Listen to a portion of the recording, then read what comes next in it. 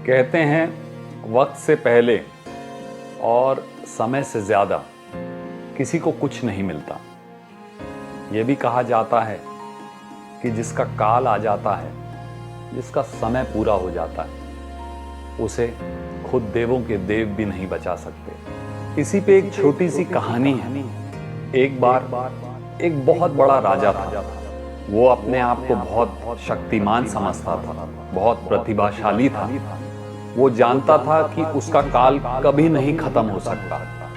यहां तक कि वो अमृत की खोज में लगा हुआ था, एक अमृत जो उसे अमर बना दे।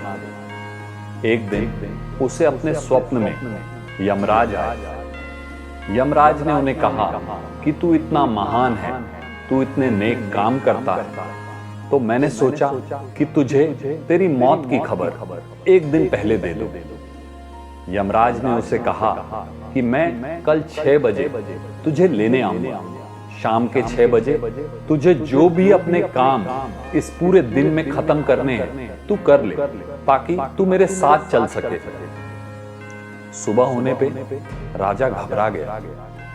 राजा दौड़कर अपने गुरु के पास गया।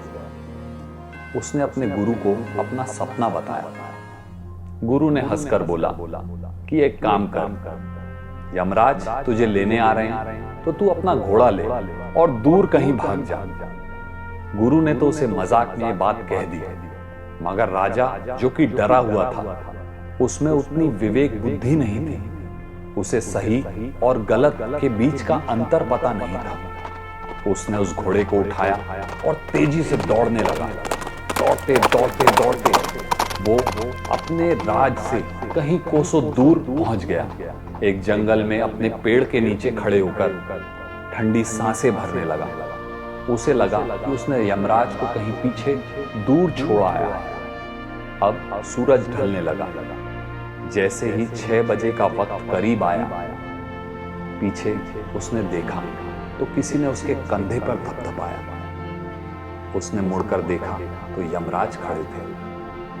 यमराज ने कहा, राजन, अब तेरा समय आ गया है। राजन घबरा गया। राजन बोला, यमराज, मैं तो तेरे से दूर भाग आया हूं, अपने गुरु के कहने पे यहां आया हूं, तो तू मुझे यहां क्यों लेने आया?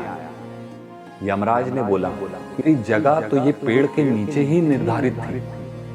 मैं ये सोचकर घबरा रहा था कि तू इतनी दूर अपने राज से 6 बजे तक कैसे आ पाएगा।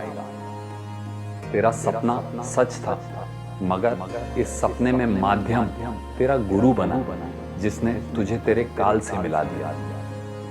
यमराज ये कहकर उन्हें अपने साथ ले गए। इस कहानी का ये मतलब है कि इंसान चाहे कितने भी कर्म कर ले, अपने काल से, अपने नसीब से, अपने समय से दूर नहीं भाग सकता।